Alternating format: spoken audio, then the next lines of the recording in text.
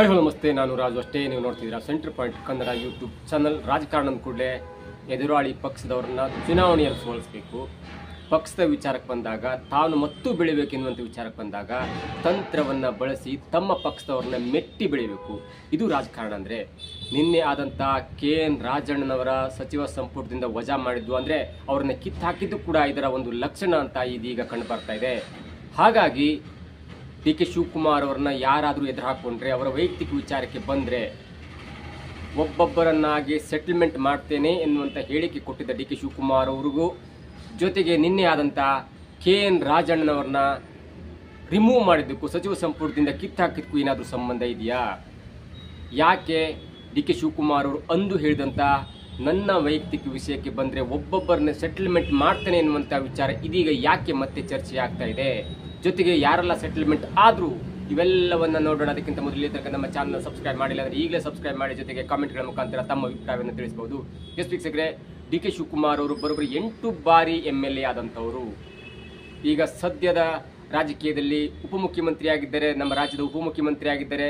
September ಕ್ರಾಂತಿಯ ನಂತರ ಅವರು ಮುಖ್ಯಮಂತ್ರಿ ಆಗುವಂಥ ಎಲ್ಲ ಲಕ್ಷಣಗಳು ಕೂಡ ಕಂಡು ಬರ್ತಾ ಇದೆ. ಅದರ ಮೊದಲ ಹಂತವಾಗಿ ನಿನ್ನೆ ಆದಂಥ ಒಂದು ರಾಜಕೀಯ ಅಲ್ಲೋಲ ಕಲ್ಲೋಲ ಇದೆಯಲ್ಲ, ಅಂದರೆ ಮಧುಗಿರಿಯ ಹುಲಿ ಖ್ಯಾತ ಸಂದ್ರದ ರಾಜಣ್ಣ ಅವರನ್ನ ಸಚಿವ ಸಂಪುಟದಿಂದ ಕಿತ್ತು ಬಿಸಾಡಲಾಯಿತು.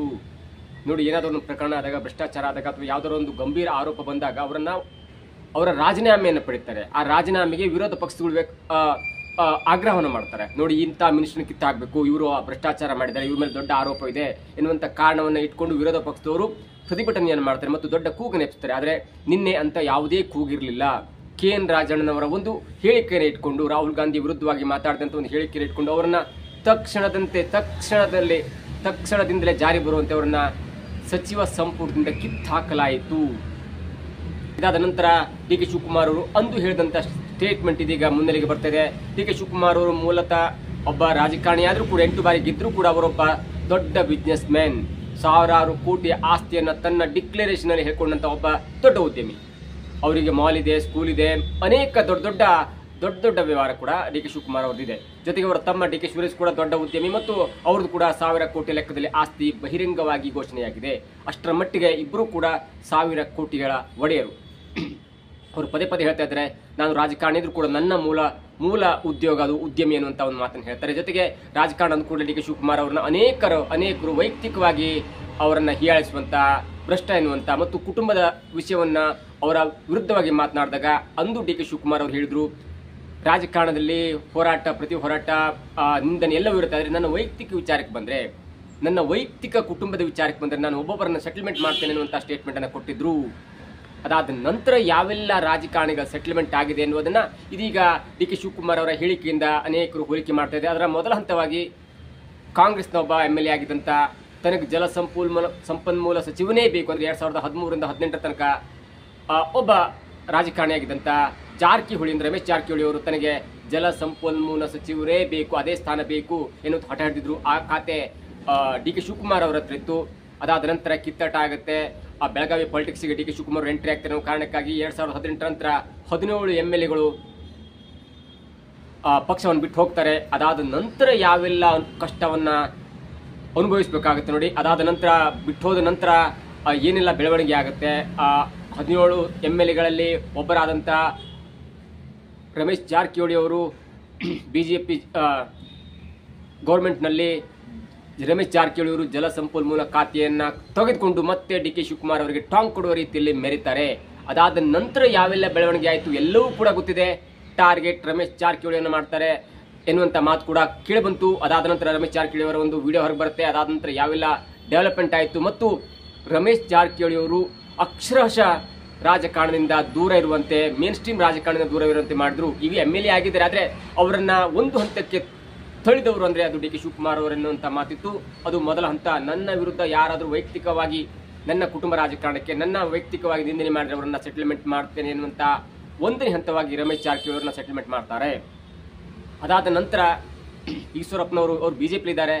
ಅವರು ಕೂಡ ಒಂದು ಕುಟುಂಬದ ವಿಚಾರವಾಗಿ ಈಶ್ವರಪ್ಪನವರು DK ಶಿವಕುಮಾರ್ ಅವರಿಗೆ ನಿಂದನೆ ಮಾಡಿದ್ರು. ಅಪ್ಪ ಅಮ್ಮ ಎನ್ನುವಂಥ ವಿಚಾರದಲ್ಲಿ ಎನ್ನುವಂಥ ಒಂದು ಹೇಳಿಕೆಯನ್ನು ಇಟ್ಕೊಂಡು ನಿಂದನೆಯನ್ನು ಮಾಡಿದ್ರು. ಆವಾಗಲೂ ಕೂಡ ಹೇಳಿದ್ರು, ನಮ್ಮ ಅಪ್ಪ ಅಮ್ಮನ ವಿಷಯಕ್ಕೆ ಬಂದಾಗ ನಾನು ಸೆಟಲ್ಮೆಂಟ್ ಮಾಡೇ ಮಾಡ್ತೀನಿ ಅನ್ನುವಂಥ ಸ್ಟೇಟ್ಮೆಂಟ್ ಕೊಟ್ಟರು. ಅದಾದ ನಂತರ 2023-24 ಚುನಾವಣೆಯಲ್ಲಿ ಈಶ್ವರಪ್ಪನವರು ಯಾವ ತರಹದಲ್ಲಿ ಮೂಲೆ ಗುಂಪಾದರು ಎನ್ನುವುದು ಇಡೀ ಕರ್ನಾಟಕಕ್ಕೆ ಗೊತ್ತು.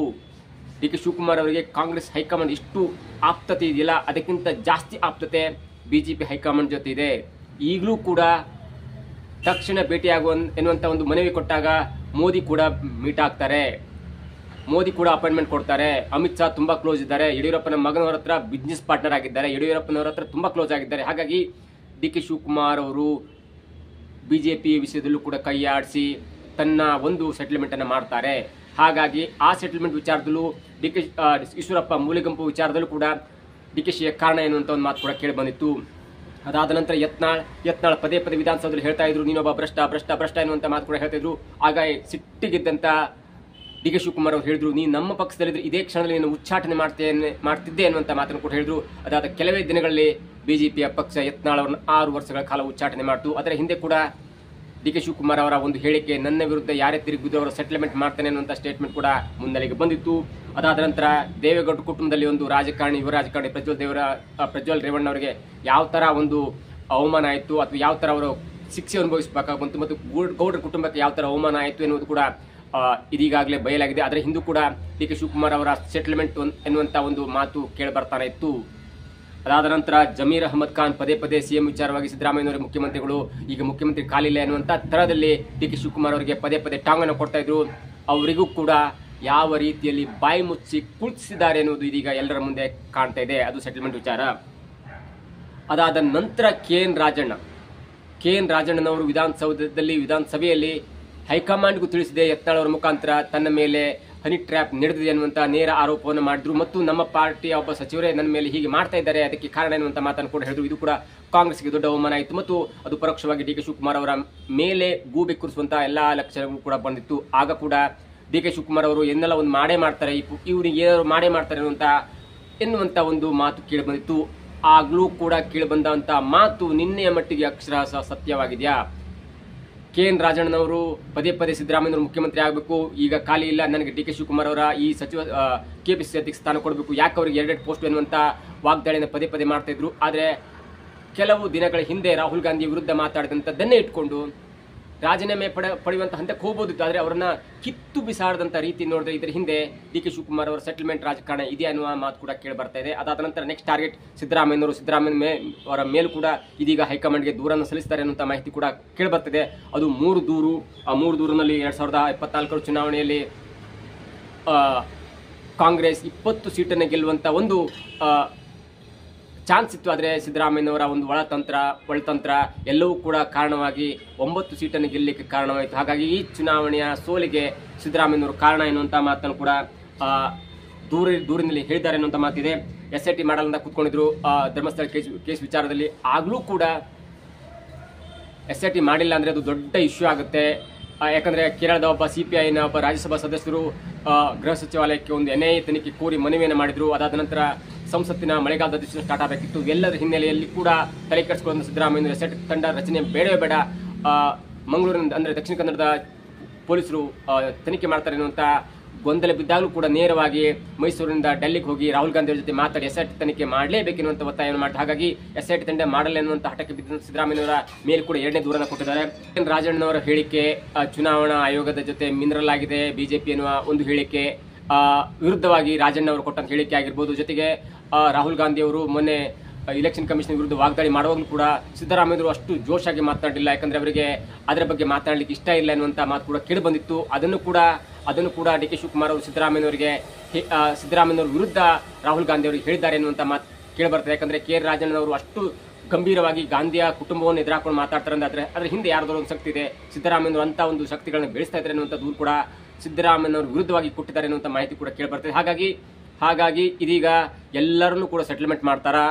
ಒಬ್ಬೊಬ್ಬರನ್ನ ಸೆಟಲ್ಮೆಂಟ್ ಮಾಡಿದಂತ ಡಿ ಕೆ ಶಿವಕುಮಾರ್ ಅವರು ಮತ್ತೆ ನೆಕ್ಸ್ಟ್ ಟಾರ್ಗೆಟ್ ಸಿದ್ದರಾಮಯ್ಯನವರಾಗಿ ಇಟ್ಕೊಂಡಿದ್ದಾರೆ ಅನ್ನೋ ಮಾತು ಇದೀಗ ಎಲ್ಲ ಕಡೆ ಕೇಳಿ ಬರ್ತದೆ. ಏನೇ ಆಗಲಿ ಸಿದ್ದರಾಮಯ್ಯನವರ ವಿರುದ್ಧವಾಗಲಿ ಅಥವಾ ಬೇರೆ ರಾಜಕಾರಣಿಗಳ ವಿರುದ್ಧವಾಗಲಿ ಡಿ ಕೆ ಶಿವಕುಮಾರ್ ಅವರ ವೈಯಕ್ತಿಕ ಕುಟುಂಬದ ವಿಚಾರಕ್ಕೆ ಬಂದಾಗ ಒಬ್ಬ ರಾಜಕಾರಣಿಯಾಗಿ ಒಬ್ಬ ಉದ್ಯಮಿಯಾಗಿ ಏನೆಲ್ಲ ಮಾಡಬೇಕಾದ್ರೂ ಮಾಡ್ತಾ ಇದ್ದಾರೆ ಎನ್ನುವುದು ಮೇಲ್ನೋಟಕ್ಕೆ ಕಂಡು ಬರ್ತಾ ಇದೆ. ಆದರೆ ನಿನ್ನೆ ಆದಂಥ ಪ್ರಕರಣ ಎಲ್ಲರನ್ನೂ ಮೀರಿಸಿ ಡಿ ಕೆ ಶಿವಕುಮಾರ್ ಅವರು ಹೈಕಮಾಂಡ್ನ ಹೈಕಮಾಂಡನ್ನೇ ಹಿಡಿತಕ್ಕೆ ತೆಗೆದುಕೊಂಡಿದ್ದಾರೆ ಅನ್ನುವಂಥ ಮಾತು ಇದೀಗ ಎಲ್ಲ ಕಡೆ ಕೇಳಿ ಬರ್ತಾ ಇದೆ. ಒಂದು ವೇಳೆ ಡಿ ಕೆ ಶಿವಕುಮಾರ್ ಅವರಿಗೆ ಮುಖ್ಯಮಂತ್ರಿ ಪಟ್ಟ ಸಿಗಲಿಲ್ಲ ಅಂದ್ರೆ AICC ಅಧ್ಯಕ್ಷರಾಗುವಂತ ಮಾಹಿತಿ ಕೂಡ ರಾಹುಲ್ ಗಾಂಧಿ ಅವರು ಕೊಟ್ಟಿದ್ದಾರೆ ಎನ್ನುವಂತ ಮಾತು ಇದೀಗ ಎಲ್ಲ ಕಡೆ ಹರಿದಾಡ್ತಿದೆ. ಒಂದು ವೇಳೆ ಮಲ್ಲಿಕಾರ್ಜುನ್ ಖರ್ಗೆ ಅವರು AICC ಅಧ್ಯಕ್ಷರನ್ನು ಇಳಿದ್ರೆ ವಯಸ್ಸಾದ ಕಾರಣ ಆ ಜಾಗದಲ್ಲಿ ಡಿ ಕೆ ಶಿವಕುಮಾರ್ ಬಂದು ಕೂರ್ತಾರೆ. ಒಂದು ವೇಳೆ ಇಲ್ಲಿ ಗೊಂದಲಾಗಿ ರಾಜಕಾರಣದಲ್ಲಿ ಸಿದ್ದರಾಮಯ್ಯ ಏನಾದ್ರು ಹಠ ಮಾಡಿ ಪಟ್ಟ ಬಿಟ್ಟುಕೊಟ್ಟಿಲ್ಲ ಅಂದ್ರೆ ಡಿ ಕೆ ಶಿವಕುಮಾರ್ ಅವರು AICC ಅಧ್ಯಕ್ಷರು ಆಗ್ತಾರೆ ಅನ್ನುವಂಥ ಮಾತು ಕೂಡ ಕೇಳಿ ಬರ್ತದೆ. ಏನೇ ಆಗಲಿ ನನ್ನ ವಿರುದ್ಧ ಮಾತಾಡ್ಲಿಕ್ಕೆ ಬಂದ್ರೆ ಅದು ಕುಟುಂಬದ ವೈಯಕ್ತಿಕ ವಿಚಾರಕ್ಕೆ ಮಾತಾಡಿ ಬಂದ್ರೆ ಅವರ ಸೆಟಲ್ಮೆಂಟ್ ಮಾಡ್ತೇನೆ ಅನ್ನುವಂಥ ಮಾತು ಕೂಡ ಕೇಳಿ ಬರ್ತದೆ. ಹೀಗಾಗಿ ಇವೆಲ್ಲವನ್ನ ನೋಡ್ತಾ ಇದ್ರೆ ನಿನ್ನೆ ಆದಂತ ಒಂದು ಸ್ಯಾಕಿಂಗ್ ಇದೆಯಲ್ಲ, ನಿನ್ನೆ ಆದಂತ ಒಂದು ರಿಮೂವಲ್ ಇದೆಯಲ್ಲ, ನಿನ್ನೆ ಆದಂತ ಈ ಕಿತ್ತಾಕುವಂತ ಒಂದು ವಿಷಯ ಇದೆಯಲ್ಲ, ಸಚಿವ ಸಂಪುಟದಿಂದ ಕಿತ್ತಾಕುವಂತ ಒಂದು ಗಂಭೀರ ವಿಷಯ ಇದೆಯಲ್ಲ, ಅದು ಈಗ ಡಿ ಕೆ ಶಿವಕುಮಾರ್ ಮೇಲೆ ನೇರವಾಗಿ ಆರೋಪವನ್ನ ಮಾಡ್ತಾ ಇದ್ದಾರೆ. ಇದಾಗಿತ್ತು ಇವತ್ತಿನ ವಿಶೇಷ. ನೋಡ್ತಾ ಇರಿ centre point Kannada YouTube channel.